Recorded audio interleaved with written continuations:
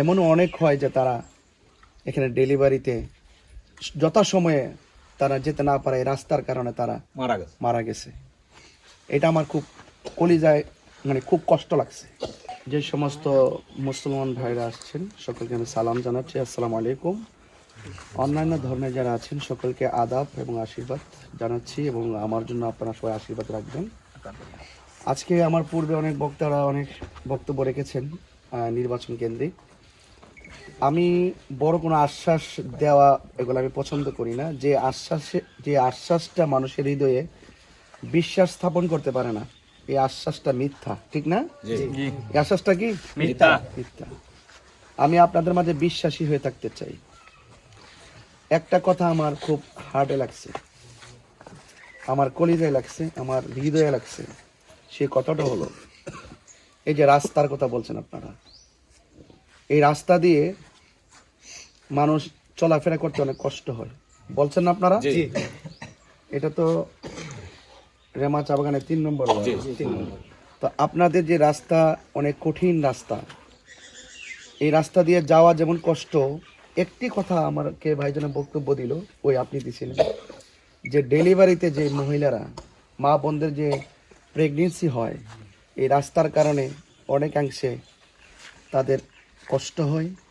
এমনও অনেক হয় যে তারা এখানে ডেলিভারিতে যথাসময়ে তারা যেতে না পারে রাস্তার কারণে তারা মারা গেছে। এটা আমার খুব কলিজায় খুব কষ্ট লাগছে।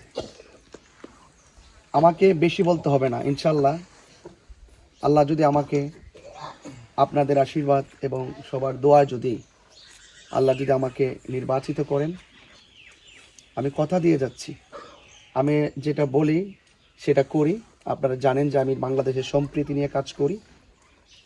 ইনশাল্লাহ এই রাস্তা দিয়ে আল্লাহ যদি আমাকে যদি দয়া করেন উপরওয়ালা, এই রাস্তা দিয়ে সবাই যেন নির্বিঘ্নে যেন চিকিৎসায় প্রয়োজনে যেতে পারে, সেই ব্যবস্থা আমি করে দিব।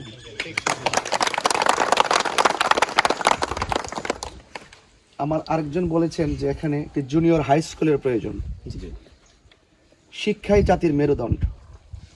আমরা রাজনীতি করব মানুষের জন্য, রাজনীতি করব মানুষকে অধিকার শেখানোর জন্য, রাজনীতি করব মনুষ্যত্ববোধের জন্য, রাজনীতি করব মানুষের সুখে দুঃখে পাশে থাকার জন্য। আর এই শিক্ষা যদি সমাজে থাকে, এই শিক্ষা যেই সমাজে থাকবে, এই সমাজটা উন্নত থাকবে। সঠিক বলছি আমি? এই জুনিয়র হাই স্কুল, এই হাই স্কুলে এই এলাকাতে আপনাদের হবে।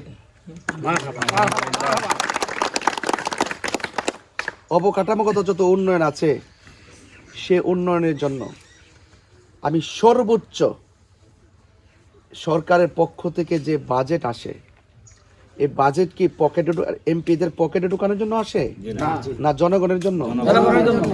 জনগণের টাকা জনগণের কাজে ব্যয় হবে, সেটা অবকাঠামোগত উন্নয়ন যা হওয়ার তাই হতে হবে। এটার নামই রাজনীতি, ঠিক না? এটার নামই কি? রাজনীতি। এই জন্য আমি আমার জায়গা থেকে যদি উপরওয়ালা আমাকে কৃপা করে, মেহরবানি করে, তাহলে আপনাদের সুখে এবং দুঃখে সবসময় পাশে থাকার প্রতিশ্রুতি দিয়ে যাচ্ছি। যেন আপনাদের পাশে আমি থাকতে পারি, সেই ব্যবস্থাটা আপনারা আপনাদের পক্ষ থেকে করে দিবেন।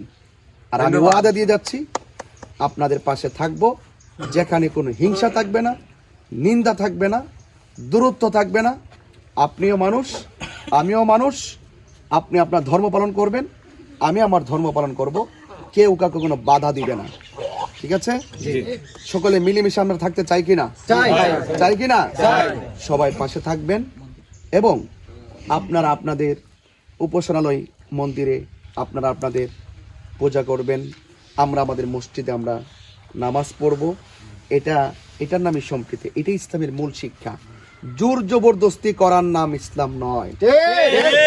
একমাত্র আহলে সুন্নাত ওয়াল জামাত, আমরা যারা এই যে সুন্নি জামাত রয়েছি, আমরা এই 53 বছরের ভিতরে আমরা প্রমাণ করতে সক্ষম হয়েছি যে একমাত্র এই দেশে শান্তিপ্রিয় দল হলো আল্লাহর ওলিদের মাজারকে যারা শ্রদ্ধা করে এবং যারা বিভিন্ন ধর্মের মানুষদেরকে সম্মান রেখে কথা বলে, এরাই হলো যারা মাজারকে সুরক্ষা করে, তারাই হলো এদেশে শান্তিপ্রিয় লোক।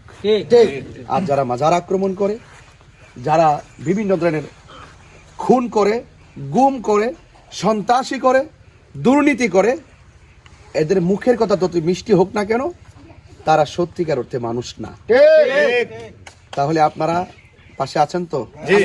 আমার দাদা ভাইরা পাশে আছেন তো? ইনশাল্লাহ বাসায় গিয়ে আমার দিদিরা যারা আছেন তাদেরকে আমার আশীর্বাদ দিবেন, আমার আদাব দিবেন এবং আপনারা পাশে থাকবেন। যেহেতু এবং আপনাদের যে আত্মীয় স্বজন তো অন্যান্য বাগানে আছে না? অন্যান্য বাগানে যে আত্মীয় স্বজন আছে তাদের কাছে আমার আদাব দিবেন এবং আপনারা আমার হয়ে আপনারা কাজ করবেন। মনে রাখবেন, যদি আমাকে এই জনপ্রতিনিধি হিসেবে যদি আমি আসতে পারি, মনে রাখবেন আপনারা শুধু আমি না, আপনারা এক একজন এমপি, ঠিক আছে? আপনারা এক একজন দাবি নিয়ে আমার কাছে যাবেন, আপনার অধিকার আদায় করার জন্য আমার কাছে যাবেন। এটা ভয় পাবেন না। আমাদের দেখা যায় কি অনেক সময় আমরা ভয় পাই, অনেক সময় আছে না ভয় পাই, আছে কি না? অনেক সময় এমপির কাছে যাইতে ভয় করে, কাছে যেতে ভয় করে এবং মানে এমন এমন সিকিউরিটি মনে হয় যেন হাতে ময়লা লেগে যাবে, এরকম অনেক সময় আছে না? এগুলো চলবে না, কারণ আপনাদের ট্যাক্সের টাকা দিয়ে, আপনাদের টাকা দিয়ে দেশ চলে, সুতরাং ওই দেশের বাজেট আপনাদের জন্য খরচ করতে হবে, ঠিক কি না? তাহলে এই জন্য এই সুযোগটুকু আমাকে করে দিবেন, এটা আমি অবৈ দিয়ে গেলাম। আপনারা ওপেন যেতে পারবেন, আসতে পারবেন, যদি আমাকে অপার কৃপা হয় আপনারা সবাই যেতে পারবেন।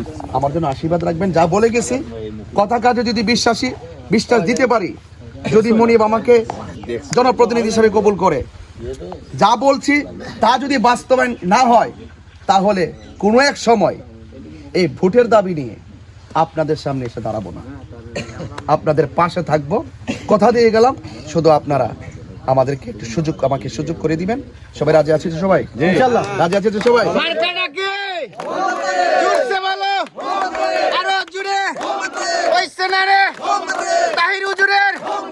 সংসদে বাগানবাসীর জয়ের মালা পড়বে কেরে, ঠিক আছে? সবাই আমার জন্য সবাইকে বলবেন ইনশাআল্লাহ, ঠিক আছে? সবাইকে বলেন আর পাশে থাকেন, ঠিক আছে? এই ব্রিজটা কোন দিকে?